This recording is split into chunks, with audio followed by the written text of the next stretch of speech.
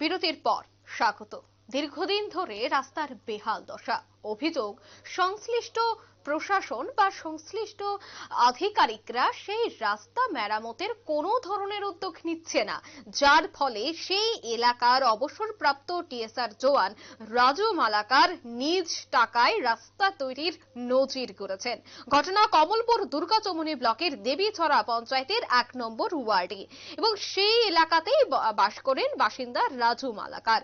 এই দেবীছড়া পঞ্চায়েতের গ্রামে মোট 70 পরিবারের লোকজন বসবাস করে। সিংহভাগই গরিব শ্রেণীর বসবাস বলে জানা গেছে। গ্রামের একমাত্র সমস্যা ছিল যাতায়াতের এই রাস্তাটি। গ্রামবাসীরা বহুবার পঞ্চায়েতের কাছে দাবি করেছিল যে একটি চলাচলের রাস্তার জন্য, কিন্তু পঞ্চায়েতের রাস্তা তৈরি করে দেব দিচ্ছি এইভাবে তাল বাহানা করে শেষ পর্যন্ত নিজ টাকায় রাজু মালাকার রাস্তা সংস্কার করা বা রাস্তা তৈরির উদ্যোগ গ্রহণ করেছেন এবং ওনার এই উদ্যোগকে সাধুবাদ জানিয়েছে গোটা এলাকাবাসী। তিনি এক প্রকার নজির স্থাপন করেছেন। কি বলছেন গোটা বিষয়ে সংশ্লিষ্টরা বা গ্রামের এলাকাবাসীরা? শুরু। আমার নাম রাজু মালাকার, আমি 1 নম্বর ওয়ার্ডের বাসিন্দা।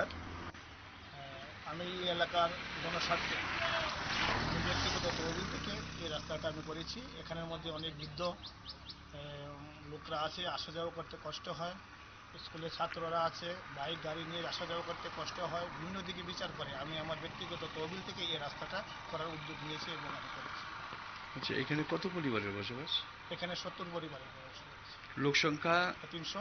আচ্ছা, তো এই যে রাস্তাটা করছেন এখানে, এটা কি মানে কোন পঞ্চায়েতের আন্ডারে? এটা দেবীছড়া গ্রাম পঞ্চায়েতের আন্ডারে। আচ্ছা, এই রাস্তাটার জন্য দেবীছড়া পঞ্চায়েতের কাছে আপনারা মানে এই বিগত দিনে গেছিলেন? হ্যাঁ, গিয়েছি। ওনারা বলেছেন যে আগামী দিনে ওটা হবে, আর ওই আশাটুকু আমাদের আছে, হবে। আচ্ছা, এই জায়গাটার নাম কি? এই জায়গাটার নাম দেবীছড়া 1 নম্বর ওয়ার্ড। তো বিগত দিন অনেক দুঃখ কষ্টের মধ্যে আমরা নদীর পাড়ে বসবাস করি, প্রায় 70 পরিবার মতো। তো 70 পরিবারতে এই জায়গাটা একদম ছোট রাস্তা ছিল, মানে উঠতে নামতে খুবই অসুবিধা হয়। স্কুল বাচ্চা, তারপর বয়স্ক লোক, রুগী টুগি, এইসব সব জনগণ উঠতে খুব সমস্যা হয়েছে। তো তারপর এটা অনেক দিনের পরে আসলো। এখন রাজু মালাকার নিজের উদ্যোগে এই রাস্তাটা তিনি মাটি ভরাট করে রাস্তাটা মোটামুটি একটা ভালো করে বানিয়ে দিয়েছে। তো এতে আমাদের সমস্ত এলাকার মানুষের সুবিধা এবং স্বস্তি হয়েছে। আচ্ছা, এই যে রাজু মালাকার যে, উনি কি নিজের ব্যক্তিগত উদ্যোগে এই রাস্তা করছেন? হ্যাঁ, উনি ওনার সম্পূর্ণ নিজের ব্যক্তিগত উদ্যোগে এই রাস্তাটা বানিয়ে দিয়েছেন।